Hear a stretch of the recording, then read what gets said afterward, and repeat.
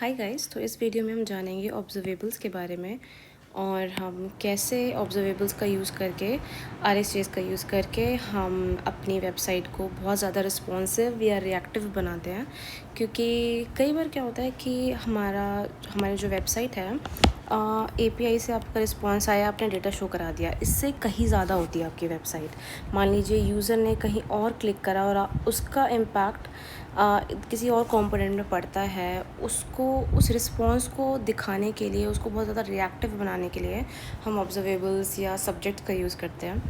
तो स्टार्ट करते हैं ऑब्जर्वेबल के एक छोटे से एग्जांपल से जो हमने पिछली बार भी देखा था। इसको बस रिवाइज़ करने का मकसद ये है कि आपको थोड़ी सी जो चीज़ें हैं वो थोड़ा ज़्यादा दिमाग में बैठ जाए। Okay, now let's start. So we have a newspaper and we have a user. अब न्यूज़पेपर जो है और ये जो यूज़र है, अब यूज़र ने इस न्यूज़पेपर को सब्सक्राइब कर लिया है। यूज़र बन चुका है ऑब्जर्वर और न्यूज़पेपर बन चुका है ऑब्जर्वेबल।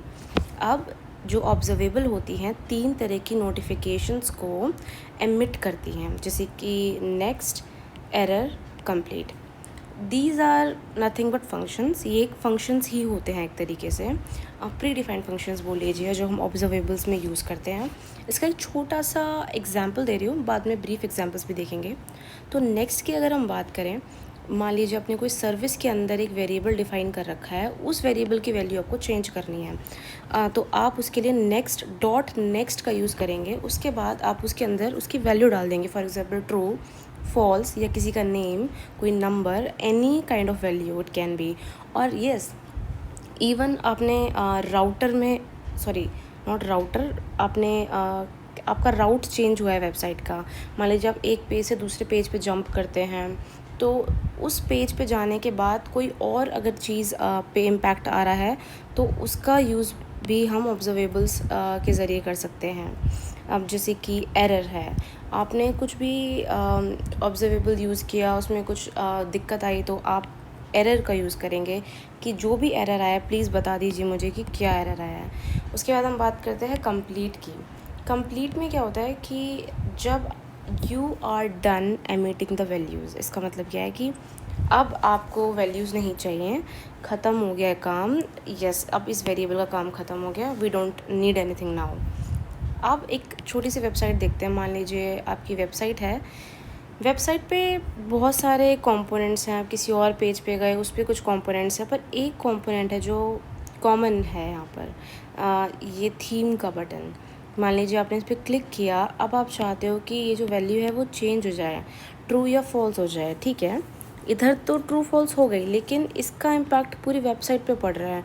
हो सकता है किसी कंपोनेंट को इसकी वैल्यू यूज़ करनी हो, जैसे कि अगर आपको चेंज कर रहे हैं कलर, तो उसके लिए styles.css का यूज़ करके आप उस वैल्यू को चेंज कर सकते हो। पर वो वैल्यू जो भी है आपको पता कैसे चलेगी RxJS का यूज़ करके। तो इसका एक छोटा सा एग्जांपल देख लेते हैं। ओके, मान लीजिए आपको एक API कॉल करनी है। उस एग्जांपल की मदद से इसको हम देखेंगे कि हम RxJS कैसे यूज़ करते हैं। जैसे कि आपको एक फ़ंक्शन बताया था, नेक्स्ट फ़ंक्शन।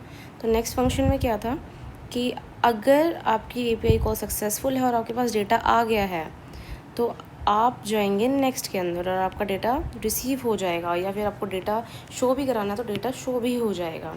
अब हम बात करते हैं एरर के बारे में। एरर में क्या होता है कि मान लीजिए API किसी भी रीज़न से फ़ेल हो गई है, कुछ भी रीज़न हो सकता है, तो जो भी एरर मैसेज होगा वो यहाँ पर डिस्प्ले होगा। अब मान लीजिए आपका API रिस्पॉन्स भी मिल गया है, टास्क हो गया कंप्लीट। अब आपको ऑब्जर्वेबल नहीं चाहिए, उसकी वैल्यूज़ नहीं चाहिए, यू डोंट वांट एनीथिंग, तो आप कंप्लीट यूज़ करेंगे। Okay, so mostly we are using these two, क्योंकि हमें पता करना होता है कि हाँ भाई अब क्या हुआ है और तब क्या हुआ है। ओके, अब हम एक और छोटा सा एग्जांपल ले लेते हैं। अब जैसे कि हमने यहाँ पे डिस्कस किया था थीम के बारे में कि आपको थीम चेंज करनी है, तो उसके लिए आप क्या करेंगे, क्योंकि एक कॉमन वेरिएबल हो गया है, पूरी वेबसाइट पे आप उसको यूज़ करने वाले हैं। तो थीम एक वेरिएबल हमने डिफ़ाइन कर लिया, और वो एक तरीके से एक सब्जेक्ट है, और जो उसके अंदर उसका डेटा टाइप है वो एक बूलियन है। अच्छा, सब्जेक्ट क्या है? सब्जेक्ट एक स्पेशल टाइप ऑफ ऑब्जर्वेबल होता है जो आपकी वैल्यूज़ को मल्टीकास्ट करता है। मान लीजिए कोई वेरिएबल है, इसकी वैल्यू बाहर जा भी रही है और ये किसी और से वैल्यूज़ ले भी रहा है, तो दोनों ही सिचुएशन को हैंडल करने के लिए हम यहाँ सब्जेक्ट का यूज़ कर रहे हैं। अब है कि ठीक है, हमने सब्जेक्ट तो डिफ़ाइन कर लिया, अब हम उसको सब्सक्राइब करेंगे। सब्सक्राइब जिस भी इंसान को करना होता था न्यूज़पेपर के लिए, वो इंसान सब्सक्राइब करता था। इसका मतलब जिस भी कंपोनेंट में मेरे को इसकी वैल्यू चाहिए, वो कंपोनेंट इसको सब्सक्राइब करेगा। आप कैसे सब्सक्राइब करेंगे? क्योंकि यहाँ पे अगर हम देखें तो दिस डॉट सर्विस, क्योंकि ये जो हमारी सर्विस थी उसका यूज़ करके उसके अंदर एक वेरिएबल है, उस वेरिएबल का आपने यूज़ करा। अब क्योंकि ये एक ऑब्जर्वेबल है तो उसमें एक डॉट सब्सक्राइब मेथड भी होगा, वो एक रिज़ल्ट भी देगा। जो रिज़ल्ट होगा, मान लीजिए आपकी वैल्यू आती है ट्रू, तो वो आपके एक इस कंपोनेंट के लोकल वेरिएबल में स्टोर हो जाएगी। फिर आप इस कंपोनेंट के लोकल वेरिएबल के साथ आपको जो करना है, इस वेरिएबल के बेसिस पे आपको अपने कंपोनेंट्स के कलर चेंज करने हैं, तो आप वो भी कर सकते हैं।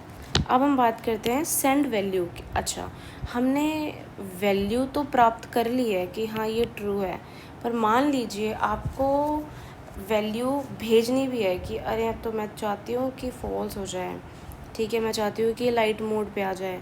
तो उसके लिए क्या करेंगे? नॉर्मली जो भी आपका लोकल वेरिएबल है, मान लीजिए दिस डॉट थीम कलर है, अब इस वेरिएबल को आप अपने ऑब्जर्वेबल में भेजेंगे, this dot service dot theme. अब तक तो हमने ये किया था, अब हम नेक्स्ट का यूज़ करके उस पर्टिकुलर वेरिएबल को भेज देंगे। अभी तक हमने सब्सक्राइब का यूज़ करके वैल्यू प्राप्त करी थी, नेक्स्ट का यूज़ करके हम वैल्यू को भेज रहे हैं कि प्लीज़ इस वैल्यू को फॉल्स कर दीजिए। और this is how you send data to your service. ये पूरा एग्जाम्पल कंक्लूड करता है कि हम IXJS में सब्जेक्ट का यूज़ करके कैसे डेटा शेयरिंग कर सकते हैं।